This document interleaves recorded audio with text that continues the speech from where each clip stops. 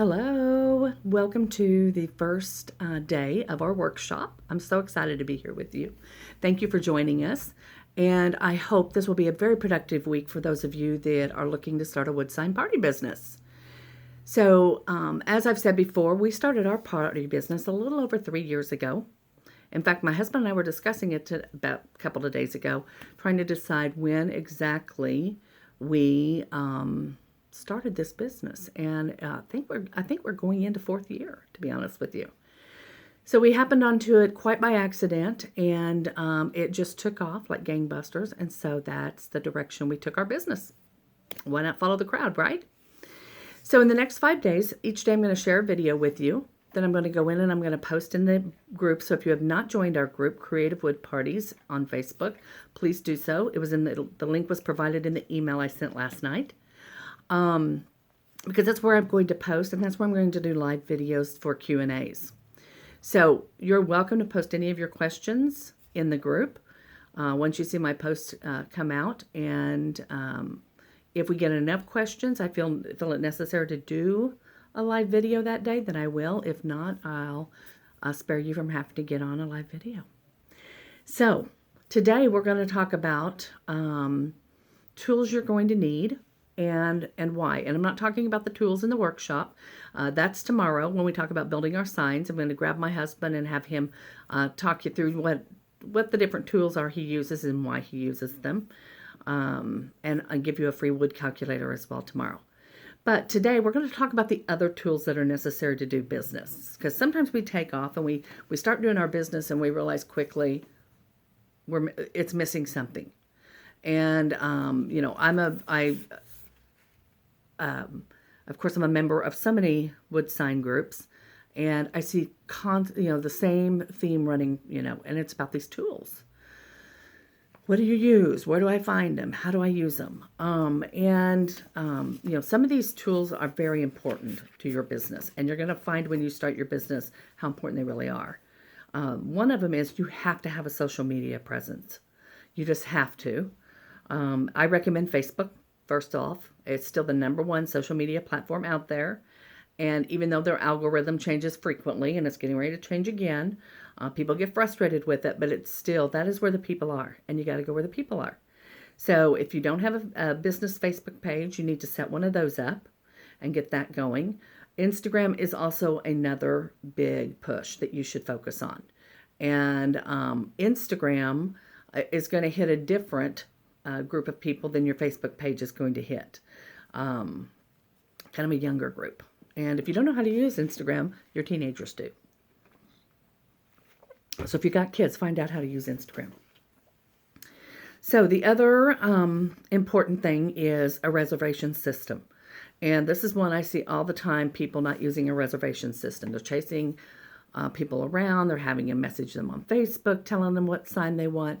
Guys, just get a good reservation system going, and it will make your life so much easier. Chasing people around is not easy. They do not have the sense of urgency that you do. They don't realize that you need to cut stencils or make wood signs before Thursday night's party. Frankly, they don't really care. They're going to show up regardless, and you're not going to be ready. So get a reservation system. There's so many of them out there that you can, grab. There's lots of free ones that you can use. I have tried nearly every reservation system out there, and have the one I chose is called Gigabook. And I used Bookio for a while. I've done another one that starts with Book. I don't remember what that one is. I went in and I played with Square because I use Square at my events whenever I do festivals and things for people to pay. So I have Square for that reason. But I ended up using Gigabook.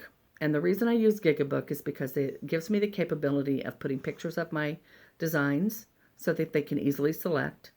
But it also gives me a place that they can go in, they can select their design, and if it's a sign that has personalization, such as a family name or established date, they can put that in there for me as well. So I don't have to chase them down and say, hey, what last name did you want on this board? Do you want your children's names? What's your established date? It can all be put right in there. The other good thing about Gigabook is it does offer a business page, which is a one page. It's got a specific link that you can go to, use and put it on Facebook, all your different, places you're posting your events at, so people can click on it to get tickets or to reserve a seat or whatever you want to call it. And sorry, my dog's driving me crazy over there. Which leads me to, okay, so you've got this handy business page, and as time progresses, you're going to want your own website. So a place where they can go, they get to know you. You can put your who you are on there. You can put sign designs on there. You can put party information on there. And it can be simple, guys. It can be free. Wix is free, and it's simple to use and build a website. You can use, let's see, WordPress. And especially if you're a blogger, GoDaddy is the one I started with, and then I switched to Squarespace about 2 years ago. And I love GoDaddy because you can really personalize it, but it's a little more cumbersome when you're first starting out, and I was. So I switched to something a little simpler, which was Squarespace. So lots of options out there. I'm going to shoot you over the link to my affiliate link for Gigabook.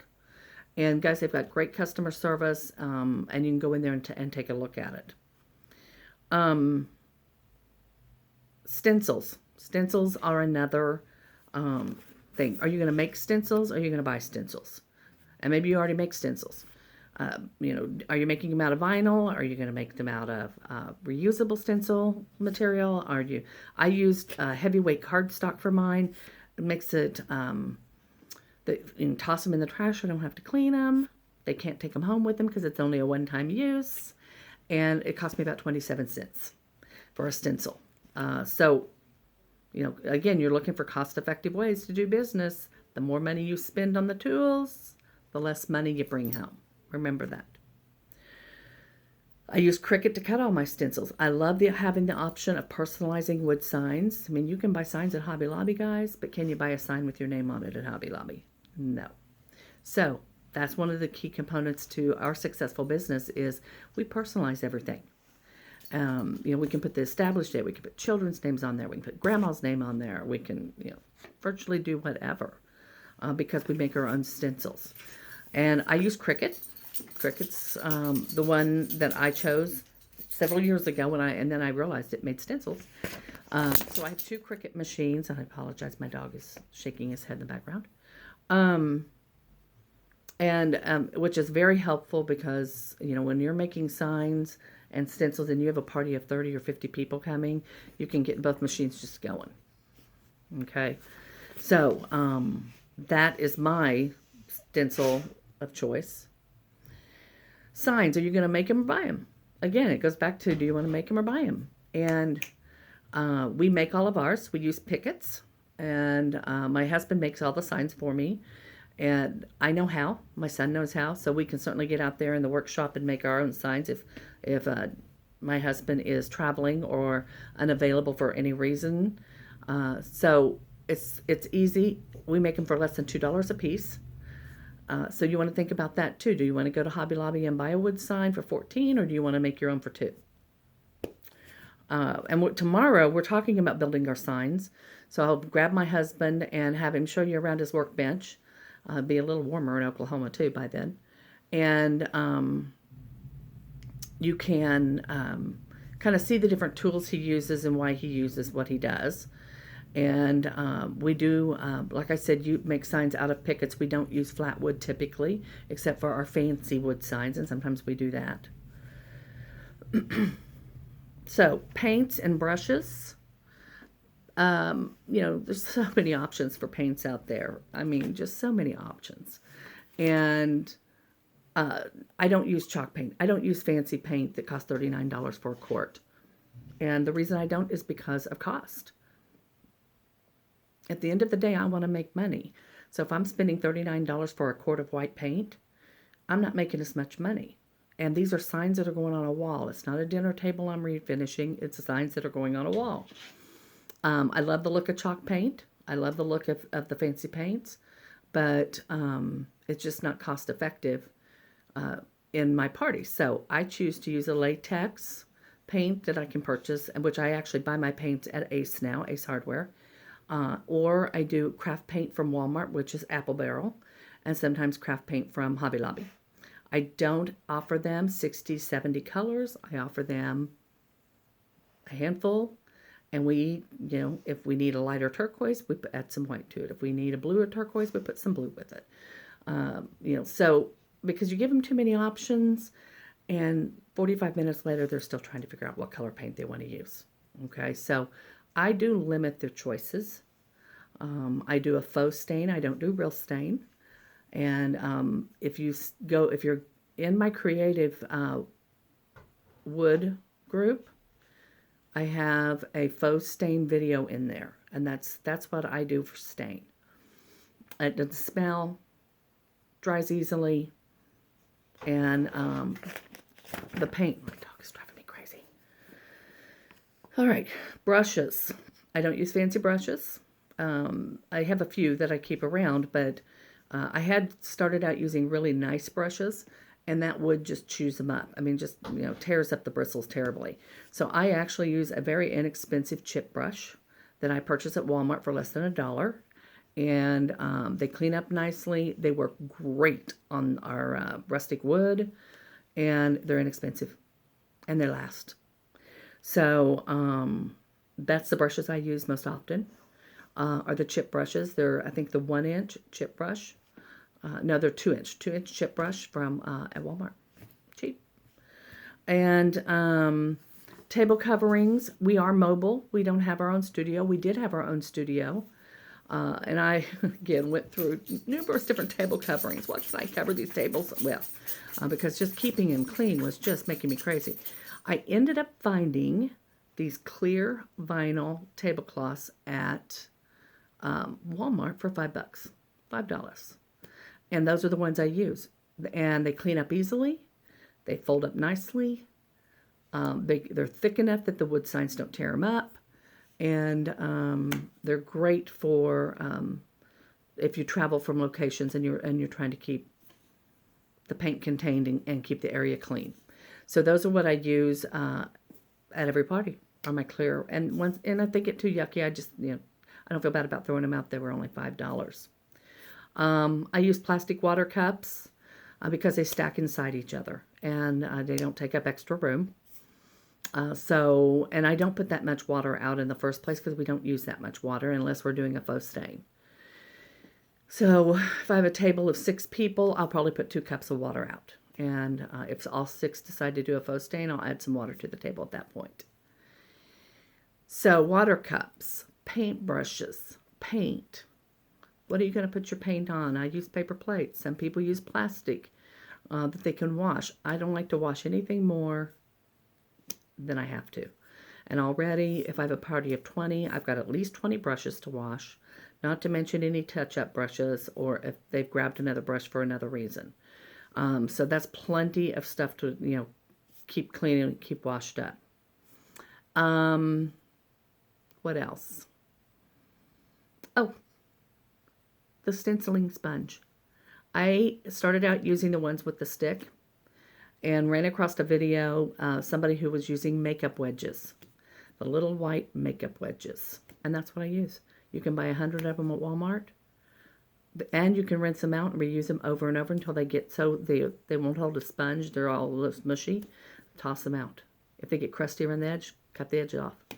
That is all I use. If I always have plastic gloves there, so if somebody want to get their little fingers dirty, they've got a beautiful manicure. Even though paint washes right off, I provide that. But they don't pick up as much paint around the edges, and so we get a much crisper stencil. And I do have some stenciling videos in my creative group as well. So you're welcome to look those up. Because we do not Mod Podge before we put the stencil down. I use heavyweight cardstock for my stencils, so nothing is sticking to the board. And we have very, very little bleeding, if any at all, in my classes. Because it's really about your technique and about the sponge. So again, cost effective. So if I look at my one place setting, for instance, less than $2. So we'll say $2 for the sign. We'll say 50 cents for the stencil. So we're $2.50. And I charge $35. Now that didn't include the paint they use. That didn't include, all that. But honestly, let's just say I spend $5 between the paint, the supplies, the paper towels, that kind of stuff. $5, and I charge $35 for a 14 by 14 sign. So you do the math. Okay. So again, when you are pulling your party stuff together, you need to be thinking about, is this cost effective? How much time is it going to take me to build it? So one of the things too that we'll talk about tomorrow in building the signs is anytime I start to do something new, I have my husband, how long did it take you to build this? Because it may take off and we need 20 of them. And if it takes him 15 minutes per project, way too much time. We're not making any money on the project now. So where he can crank out these wood signs, bam, bam, bam, bam, bam, bam. And so we're spending very little time building it, sanding it, making the stencils, or any of those kind of things. Okay? So those are some of the things you want to think about when you're starting off, or maybe you're already into the wood sign business and you feel like you're just exhausted from preparing for the party. Are you doing too much to get ready for the party? Is there a way you can simplify your process to make it more cost effective and for you to like it better? Because that's the key right there, is to like it better. Now, some of it is just a learning curve, guys. If you've never used Cricut, you got to learn to use it in Design Space. If you've not